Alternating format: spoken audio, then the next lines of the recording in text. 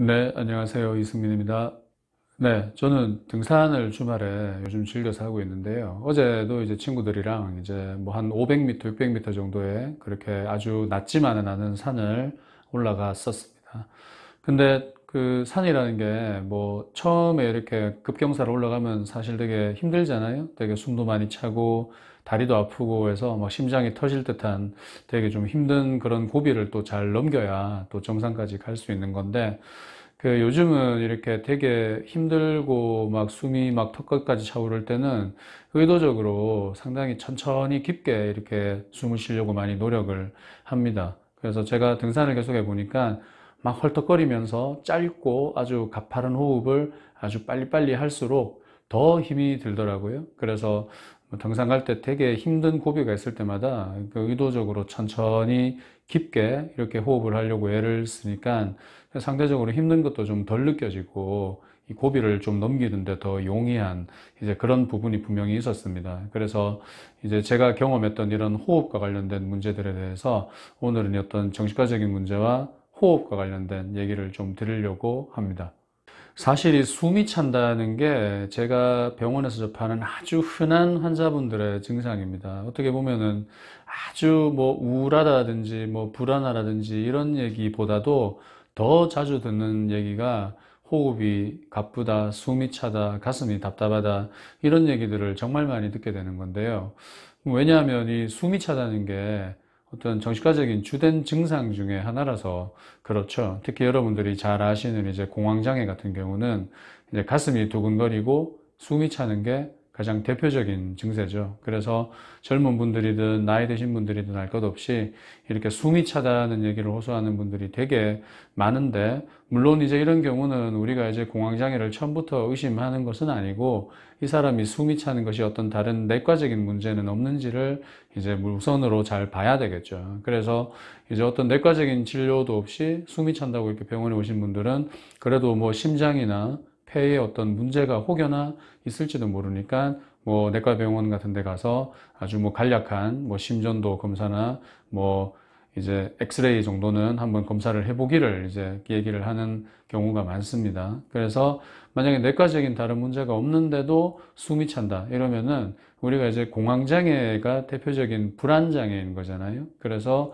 어떤 불안, 긴장, 초조가 올라오는 것이 이 숨이 차는 것을 유발하는 아주 중요한 요인인 거기 때문에 모르긴 해도 이렇게 숨이 찬다고 호소하는 분들은 상당히 지금 많이 기분이 불안하고 초조한 상태다 이렇게 예측을 해볼 수가 있겠습니다. 그래서 이 호흡곤란을 호소하는 질병이라는 것이 정신과 영역에서 상당히 많은데요. 대표적으로 아까 말씀드린 공황장애뿐만 아니라 뭐 불안과 관련되는 모든 것들이 다 원인이 될 수 있겠죠. 스트레스를 아주 극심히 받은 상태거나 불안을 심하게 동반하는 우울증이라거나 불면증도 뭐 심할 때 어떤 그런 숨가쁨을 느낄 수가 있습니다.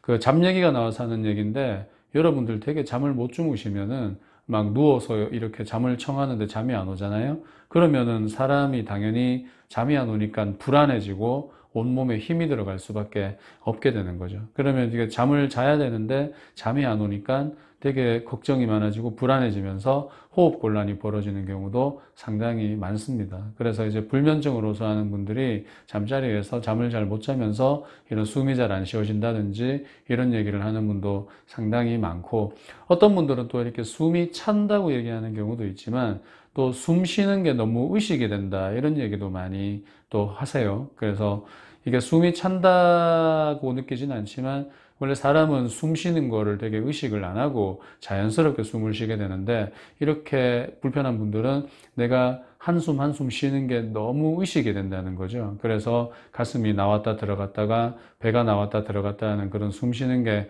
너무 의식이 되어서 숨이 차거나 숨이 가쁘지는 않지만 숨 쉬는 게 너무 의식이 되어서 불편하다 이런 식으로 호소를 하는 분들도 상당히 많이 있습니다. 그래서 숨이 차다고 보통 여러분들이 많이 하시는데 엄밀히 말하면 뭐 천식이나 다른 폐쇄성 폐질환이 없기 때문에 실제로 뭐 숨이 찬다기보다는 방금 이런 분들의 말씀처럼 내가 숨 쉬는 게 너무 의식이 되고 숨 쉬는 게 너무 신경 쓰여서 마치 숨이 차는 것처럼 느껴진다 이렇게 보는 게 어떻게 보면은 더 자연스러울 것 같습니다.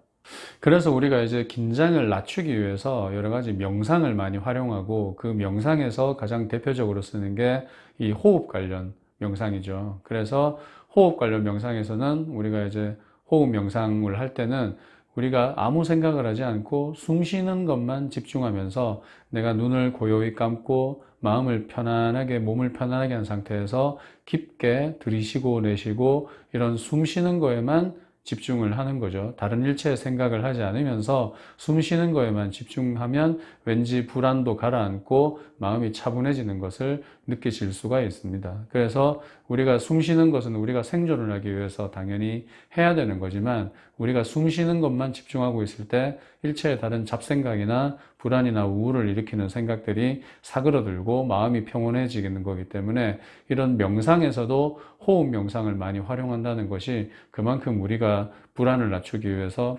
호흡이라는 게 얼마나 중요한 건가를 생각해 볼 수 있겠습니다. 여러분들이 뭐 중요한 일을 앞두고 심호흡을 크게 하거나 100m 출발을 앞둔 육산 선수들이 뭐 심호흡을 크게 하거나 중요한 한 발을 쏘기 직전에 사격 선수나 양궁 선수가 아주 깊게 심호흡을 하고 이제 샷을 하는 것들도 그런 것들도 다 이제 호흡이라는 게 그만큼 불안과 긴장을 줄이는데 중요하기 때문에 우리가 이 호흡을 잘만 사용한다면 일상적인 스트레스나 불안을 줄이는데도 상당히 많이 도움이 될 것이라고 쉽게 추측해 볼 수 있겠죠.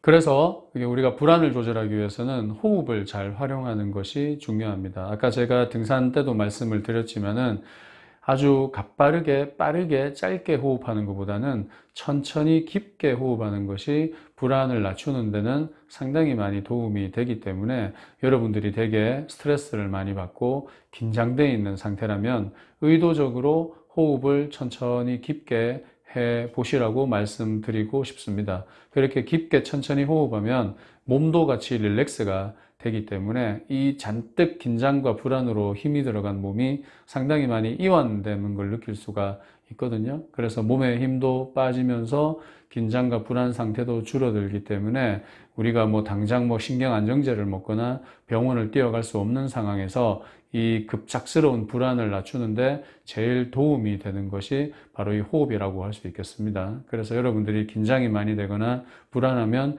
의도적으로 천천히 깊게 호흡을 해보시도록 그렇게 명심하시고요. 아까 제가 불면증에서도 얘기했지만은 잠을 못 잘 때도 이 호흡이 상당히 중요합니다. 그래서 여러분들이 누워도 막 1시간씩, 3시간씩 잠을 못 자서 막 뒤척이고 이럴 때는 백발백중 몸에 힘이 잔뜩 들어가 있는 상태인 거기 때문에 여러분들이 잠을 자기 위해서는 일단 몸과 마음의 힘을 빼야 되는 거죠. 근데 몸과 마음의 힘을 어떻게 빼야 되는지 잘 모르겠을 때 가장 편하고 쉽게 할 수 있는 것이 바로 호흡입니다. 그래서 여러분들이 잠을 잘 못 주무시면 누워서 눈을 감고 아주 깊고 천천히 호흡을 해보는 거죠. 그래서 10분, 15분 이렇게 이제 천천히 깊게 호흡을 하면 뭔가 긴장도 좀 줄어들고 몸에 힘이 빠지는 것을 느끼실 수 있을 겁니다. 그래서 잠이라는 것도 그렇게 몸이 이완될 때 빠져드는 것이기 때문에 그렇게 깊게 호흡을 하면서 천천히 심호흡을 하면 뭔가 몸의 긴장이 이완이 되면서 조금씩 잠에 빠져드는데도 도움이 될 것입니다. 그래서 평상시에 내가 너무 잠을 못 잔다 이런 분들일수록 이런 호흡에 신경을 쓰실 필요가 있겠고 천천히 깊게 호흡하는 것을 잠자리에서 한 10분, 20분만 하더라도 잠을 주무시는 데는 상당히 많이 도움이 될 것으로 생각이 됩니다. 오늘은 주로 불안과 관련해서 말씀드렸지만은 뭐 기분이 우울할 때는 이제 불안만큼 이제 호흡이 좋은지는 잘 모르겠어요. 하지만 뭐 되게 기분이 가라앉아 있고 기분이 울적할 때에도 이렇게 깊게 호흡을 하면서 몸을 릴렉스 시켜주는 것이 우울과 동반될 수 있는 흥분과 불안을 낮추는데 상당히 많이 도움이 될 것으로 생각이 됩니다.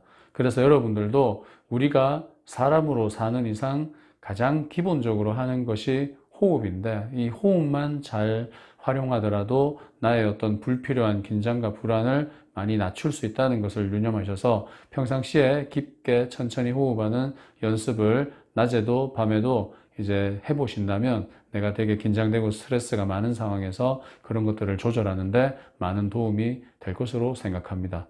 깊게 천천히 호흡하기 꼭 해보도록 하십시오. 감사합니다.